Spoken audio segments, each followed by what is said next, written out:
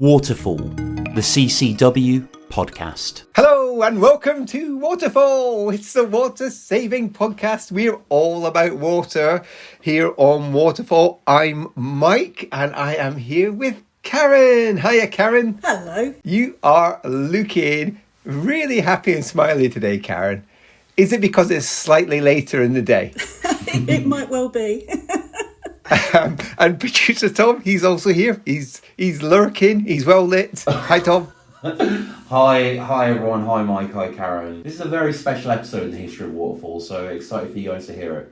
This is, we've got an awesome episode lined up because you can hear experts banging on and on and on about water saving and why water matters, etc., etc. But actually, it's so much more powerful coming from an actual random punter. And we've got a listener who has been taking amazing action to save on his household's water use. So we don't want to spoil it because it's a marvellous episode. And Tony, who you'll hear in a second, is such a lovely guy. It's amazing, isn't it, Karen? It is. And it just helps to emphasise how making small changes can make a really big difference. Well, let's be precise. Small changes suggested by Karen. But, you know, let's hear what Tony... That was the point I was trying to make. Let's hear what Tony has said just a second. Now, he got in touch with the show, and this has led to him coming on. So of course, just want to remind people that you can get in touch with us. You can indeed by emailing us on podcast@ccwater.org.uk. And of course, we're on the socials. You can just search for Waterfall Podcast and you will find us. You'll see some behind the scenes stuff. You can see what Tony, our guest, looks like and everything. So that is a bit special. So I think we should just crack on with this because this is we're so excited about this episode. So let's just bring on the guest. CCW can help you with your complaints. Visit our website to find out more, ccwater.org.uk.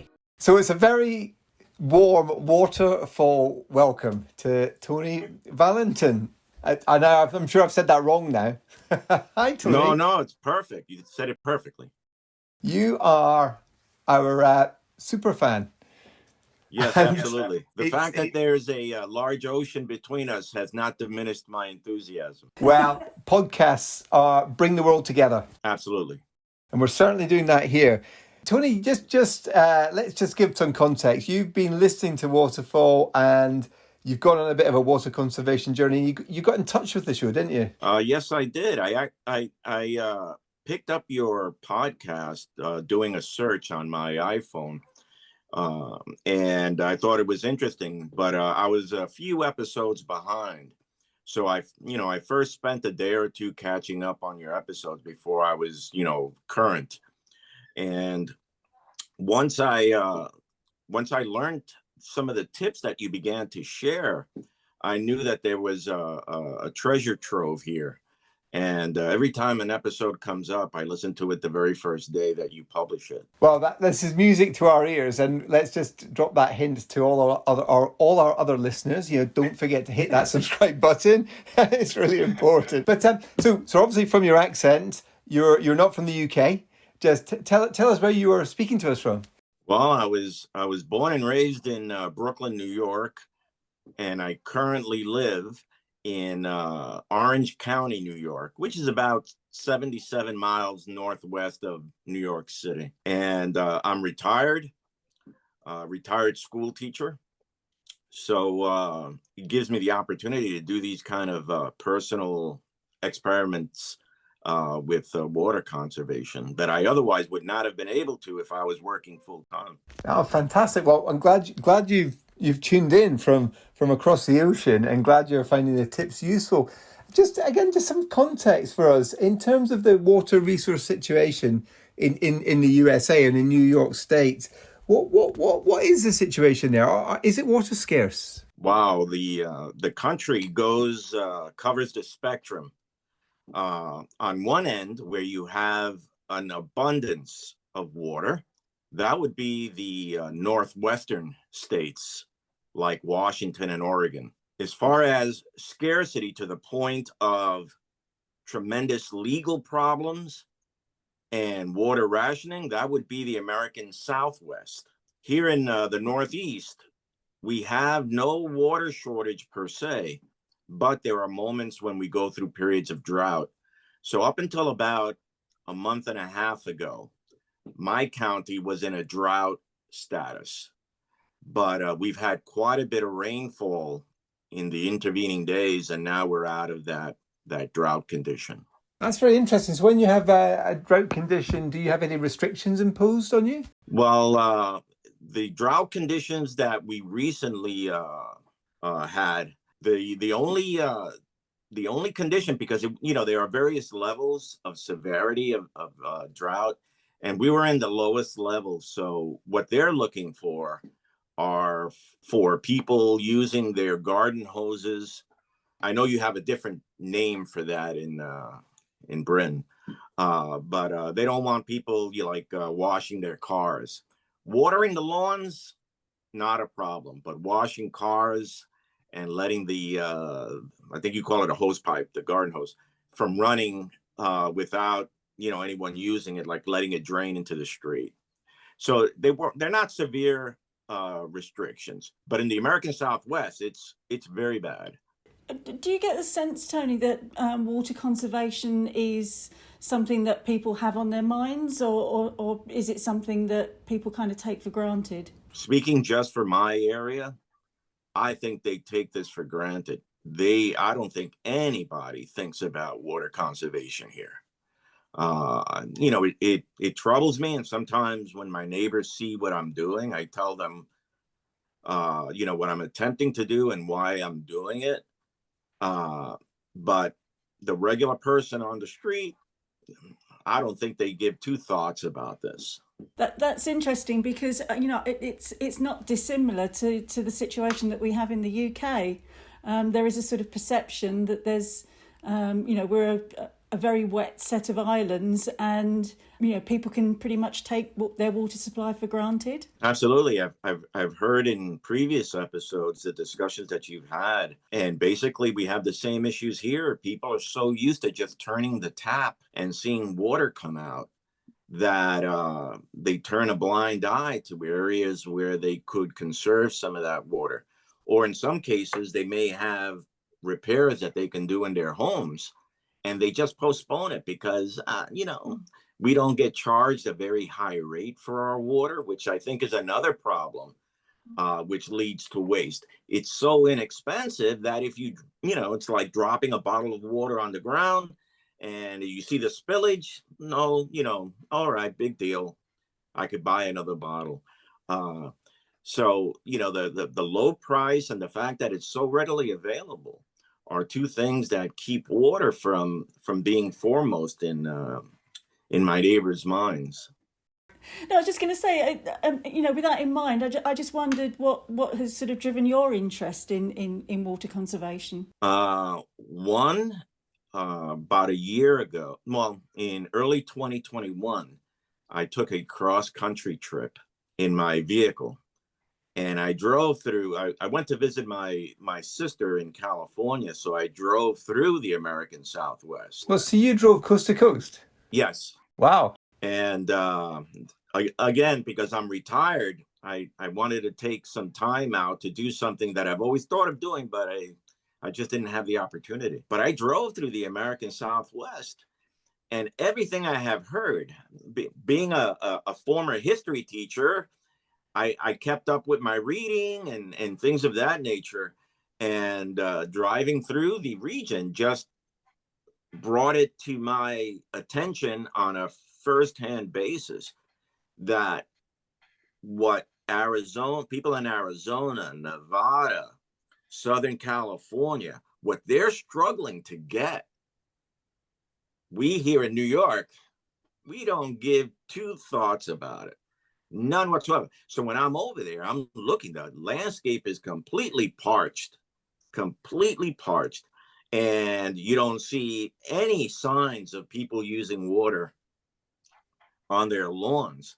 Now, granted, the drought conditions in the American Southwest over the last 10 years and to this day has been very severe. So they've been living under some restrictions that we here in the northeast of the country just never fathom. So maybe this could be a way we could help people value water more. We could force every American to go on a coast to coast trip or go on a road trip. Wow. Yeah, that would be, traffic is bad enough. Making everybody go back on on the highway all at the same time might be a problem, but maybe that would do it. Not one of my better ideas, I suspect, but it would be fun, right? It would be fun. Tom, put that down for future episodes. We could go on a road trip, document our Odyssey, a water conservation road trip. Sounds awesome. Oh, that would be great. You guys should cross the ocean and come over to our side and spend a whole year going from coast to coast. Don't tempt us. My father-in-law lives in California, in San Jose, so they have all that stuff you're talking about. They've taken out their lawn. They've now not got a swimming pool. They've drained that. That's gone. It's been filled in, and it's just as you say. They've had the drought under drought conditions for many, many years, and it's just incredible. Their attitude is very different to the attitude that we have over here in the UK. Yes, and again in other areas of our country. You have one American who sees water as a valuable resource and like gold, and then you just travel to the other side of the country and water is nothing. You can waste it and not have to worry about it. I think it's incredible. Big difference even within one country. I suppose it just shows that people's lived experiences really has an impact on your attitudes. And absolutely, and seeing it firsthand for me was moving to the point where it says I have to do something about this, even though I'm in a place where there's quite a bit of water. Now we've got to ask you, how did you find us on the whole wide world of podcasts and just come across Waterfall?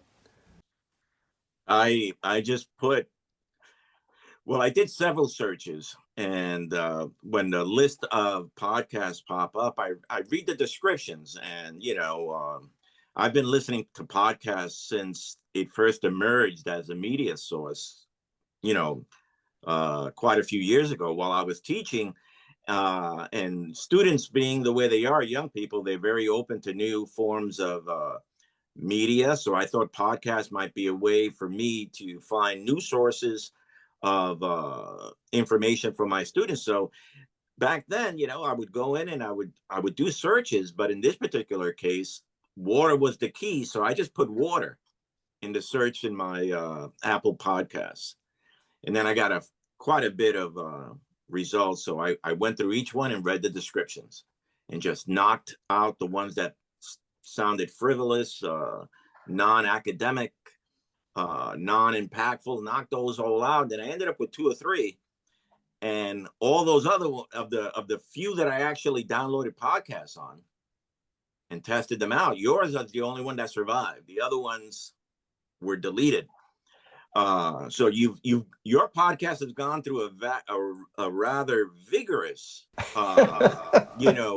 screening by me, and you guys made it. So congratulations. Well, that is awesome. Like we're genuinely, this is music to our ears. I'm still amazed we actually passed the first test, the frivolous test. You clearly weren't paying attention for some of the episodes. Oh, I did, but I got to tell you, I don't like podcasts that are like lectures. I like podcasts that are interactive. There's an exchange between the host and humorous, because even as a teacher, I understood that humor has a lot of value in conveying information and having that information stick. So I think you guys are doing a fantastic job. What would you like Waterfall to cover next? Send your water-saving topics to podcast@ccwater.org.uk. So out of all the tips you heard, what can you remember what the first things you started doing then in terms of changes to how you use water? I have a list here. I can tell you the ones that I have used and continue to use, and I can tell you the ones which I could not use for various reasons. Brilliant. Yeah, go for it.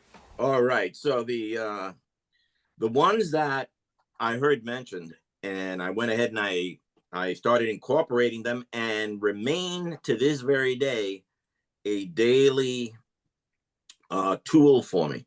One is, capturing water in my shower when I take a shower. Never did that before. And I thought that was a bit weird and unusual. And I took, I remember Karen one time describing it. So, I took a 5-gallon bucket into my shower, and lo and behold, though initially it may have felt unusual, it actually worked. So did you stand in the bucket? Well, Oh. I don't stand in the bucket, but I'm not a large person. I'm 5 feet 4 inches, and I could probably stand in the bucket. But no, I just put it there to capture water that comes out of the shower head. And at the very end, sometimes you let the water run at the very beginning to try to, wait till the hot water gets there. And I capture all of that. Oh, the cold and then bit's I the use best that bit, to flush Tony. the toilet. Shorter showers.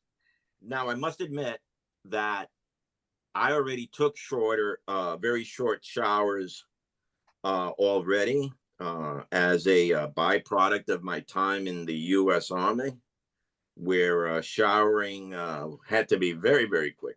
So I had done that already, but I tried to make it even shorter. So I've only been able to, I went from like 5 minutes to like 4 minutes.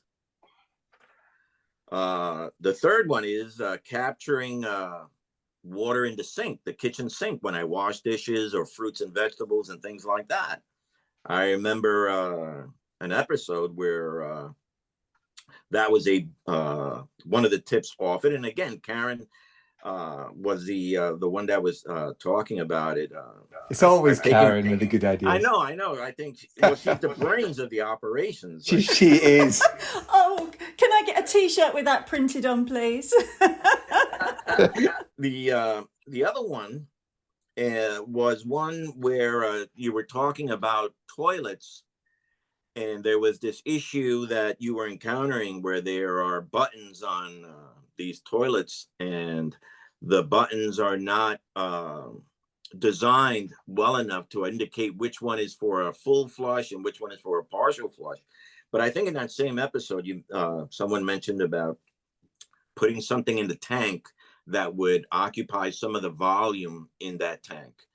So I took an old plastic jar that I had, and I put that plastic jar in the tank. So now when the tank fills up, it doesn't fill up to its full water capacity because this plastic jug is occupying it.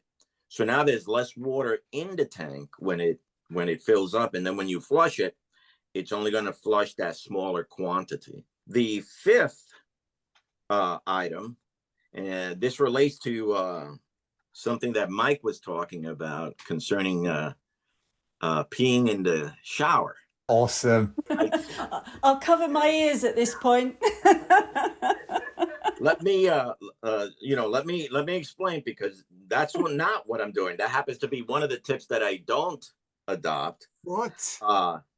But what I did adopt is, since I'm retired and the members of my household, there are 4 people in my household. My two youngest children still live with us. They're adults, but they still live with us. And my wife. When they're working, since I'm retired, I'm the only one in the house. So what I do is I make the flushes more efficient. So I've always told my wife that I find it completely wasteful when someone flushes, 4 liters of water in a flush to get rid of, a quarter liter of urine. Where is the logic in this? So when they're not home, and I know that this is not going to be an issue with anybody, I wait to use the bathroom, 2 or 3 times before I go ahead and I flush it. When people are home, I can't do that because they may not like it. So I modified. I'm home quite a bit by myself, so I take advantage of that, make every flush more efficient. Now, this spills me over into the 2 podcast tips that I don't adopt. And of course, I mentioned one about peeing during the shower. if I was single, and I can say that many years ago, before I was in the Army, when I was single, I did do that. But now that I'm married, I'm no longer the master of my domain. So my wife has forbidden that from being an action, an activity. So I do not do that at all. And the other tip is taking cold showers. I may have been able to do that when I was younger, but I'm going to be 63 years old, and I take my showers at night. So taking a cold shower at night is, runs counter to one's attempt to relax. Maybe in the morning, taking a cold shower might be more appropriate because you want to be alert for the day. And then the older I get, the more aging and achy my muscles become, and cold showers are not conducive for that. So basically, in summary, all your tips that you're doing are things Karen said. All the things you're ignoring are things I've said. This is interesting. Yeah, yes, but you may have said it afterwards. Or Karen's voice is just a lot more pleasing to my ears. So it's what she says will stick with me, and then I just simply let what you say come out the other ear. I have that effect on people. Interesting what you're saying about weeing in the shower, though, because there may be married people who are adopting the weeing in the shower, and then they may not be married in a few months or years' time because of it. Yep, that's correct. Conserve water, but marriages will suffer. Didn't you mention in an email, Tony, that you were doing something with condensate from your air conditioning? Absolutely. Prior to 2021, my water bills were significantly higher, both in usage and cost. So I went on a retrofit. I have a very old home. I went on a retrofit looking for areas where I can upgrade the plumbing, find out where there's any leaking occurring, upgrade fixtures to fixtures that are more efficient. And part of those upgrades included, updating the heating system in my home. So I had installed a heat pump system for both conditioning of the air as well as heating my hot water. And a byproduct of those systems is water. So, it takes out the humidity in the air, and it has to get rid of that excess water. So rather than have it run off into the street or into the sewer system, I have it run into a bucket and I capture it. And then I simply use that water to flush the toilets. And you still do this? Still do it. That's still awesome. do it. I've been doing it for a year, and I believe I sent Tom my water company's graph containing my water usage. And so, in that time period, I've been not only doing the condensate, but I've been harvesting water from rain. Last September, I installed one rain barrel on the end of one of my gutters of my house, and I've been collecting water that way as well. Again, using it into just for flushing toilets. And in 1 year's time, using the condensate and the rainfall, I've conserved 3,087 gallons, which is times by 3.8. Right. It's 3.8 times that, that amount. So that would be 11,885 liters in 1 year's time, just from the condensate and the rainwater. So whatever savings I used, or whatever savings I had in the water that was not flushed down the toilet from the municipal system, I was able to get that from the water harvesting and the condensate.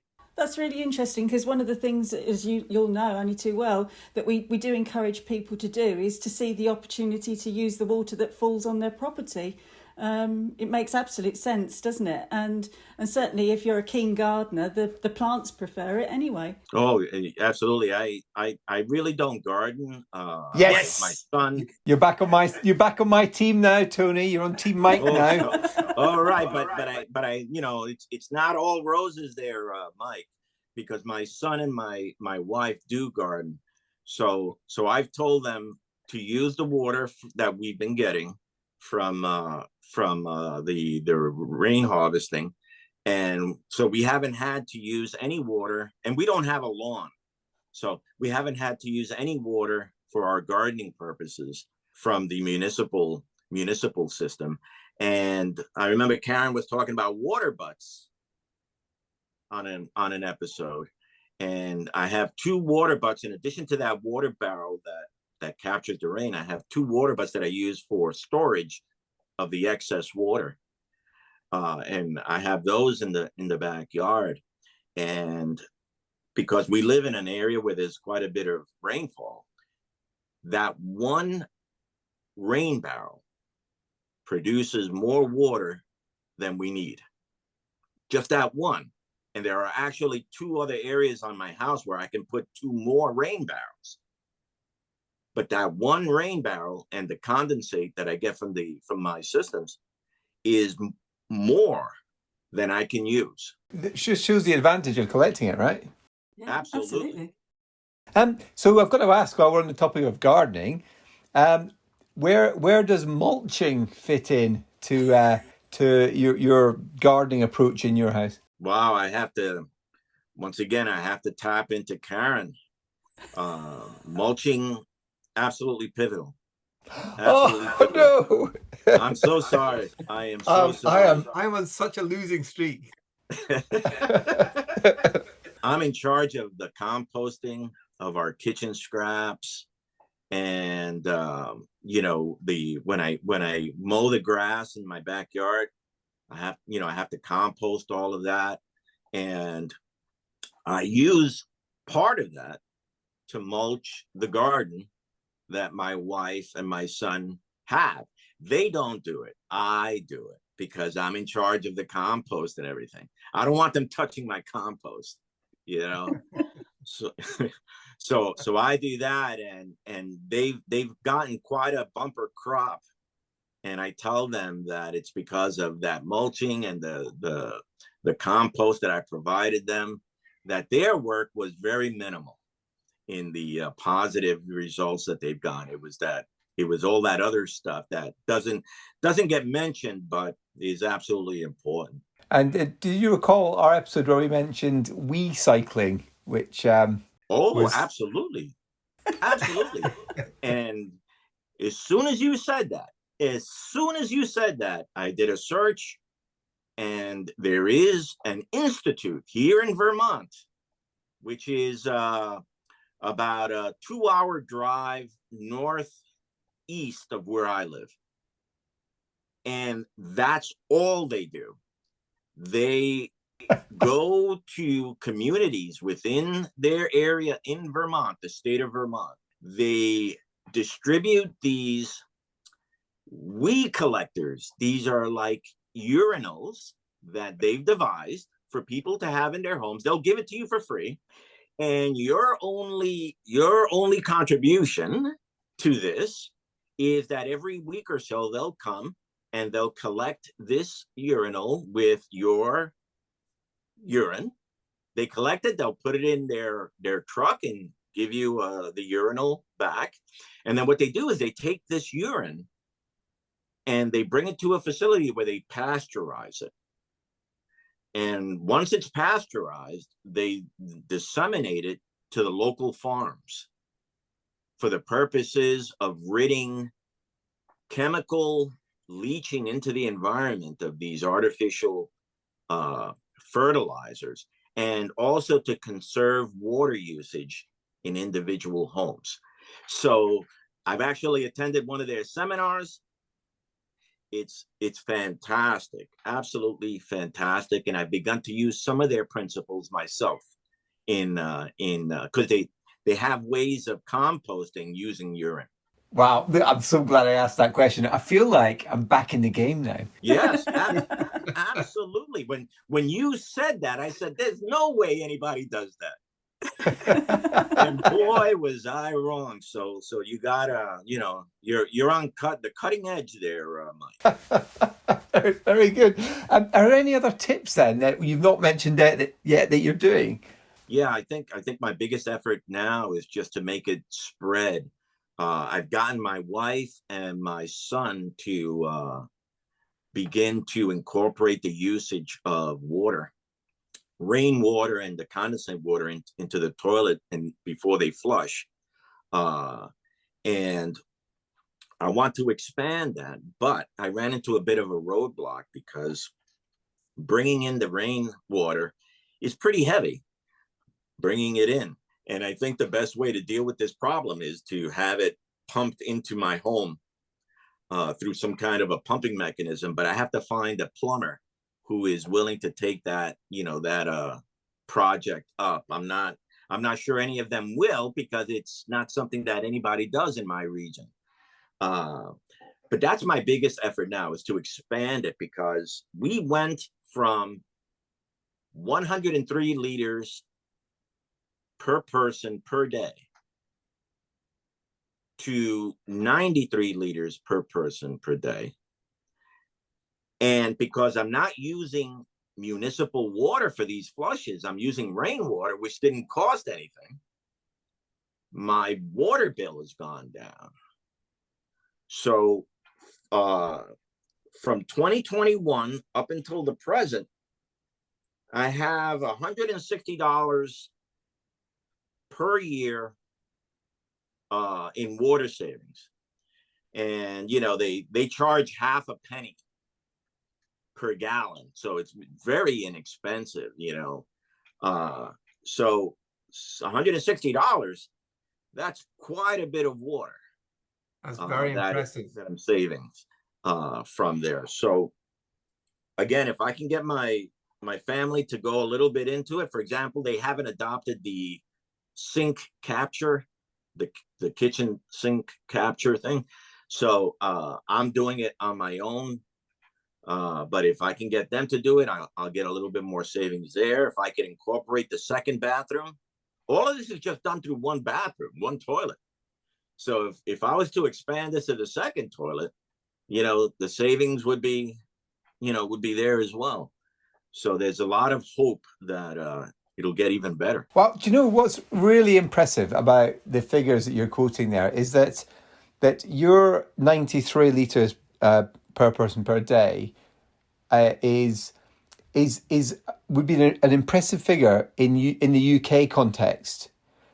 Now, but given that the average American uses almost double what the average Brit does per day for water use, makes your figures, the fact that you're doing well in the context of UK, even more impressive. So yeah, man, that's a fantastic outcome. Well, when you had an episode where you were doing the leaderboard of who, the top 10, I did crack the top 10. I think your number 10 was in the low 90s. So at least I made your top 10. I was hoping I'd make the top 10. Well, we have there's a target. It's 110 litres per person per day, which is a government target. And but that's a long-term target, which is quite interesting because, loads of people are exceeding that target already. Yeah. I actually, I was reading about South Africa, where a year or 2 years ago, they were in severe straits concerning water usage, and they were being restricted to an amount of water that was really quite incredible. And I thought to myself, boy, I wish I can do something like that, where I could find ways to reduce water, because these people in South Africa, this was being imposed on them, and it's a lot easier to try to do it on your own without somebody, bearing down on you to try to do it. I think they were trying to get them down to like 80 liters or 75 liters like that. I mean, but that's the government imposing. And, when that happens, things are very serious. Yeah, it did get very serious there. Tony, it's been so good chatting to you. It's been energizing speaking to you, massively encouraging. Because, we sometimes wonder, is it just like proper water geeks who listen to Waterfall? So it's brilliant to get a real human being who can you just confirm, we were worrying whether this was some kind of setup, and then suddenly Tom's brother would come on pretending with some dodgy American accent. So can you just confirm that you are genuinely a random listener? Well, really, I'm AI, AI generated. And the only thing that exists is, from my neck up, I have no body. No, I'm a real person. I'm a real person in Orange County, New York, who I guess takes the same inquisitiveness that I had when I was a teacher, and just applying it to something that I think is very, very important. And it's really important to those places where water is available, because they're likely the ones who waste the most of it. You're not going to see people who are thirsty waste water. It's those who have more than they need that end up wasting it. So everything that you're doing, especially those little tips that anybody can do without any equipment, without any expenditures, they're really like habit changes. These are things that in aggregate can produce quite a bit of savings. If everybody else simply put a bucket in their kitchen sink and caught some of that water, and you multiply that by 100,000 people, you've got over 100,000 gallons, or 300,000 liters saved right there. That's fantastic. Wise words, Tony. And it's more powerful. The message is that much more amplified coming from you than from us. Because we work in the water sector, we would say this kind of thing, but hearing it from you, 10 times more powerful. So just a massive thank you from us for coming on, agreeing to come on. You've been a good sport. I feel you've been a bit too kind to Karen. So we might do some editing just to take all the nice stuff you said about Karen out. But it has been... Well, I enjoyed it, Tony. It has been great having you on. And please do stay in touch with us. I mean, you have been, and it's been great. So please, keep in touch. I'd love to know. We will let you know how the audience reacts to having you on, because it's been fabulous. Thank you so much. Thank you. You guys are doing great work, and I appreciate it.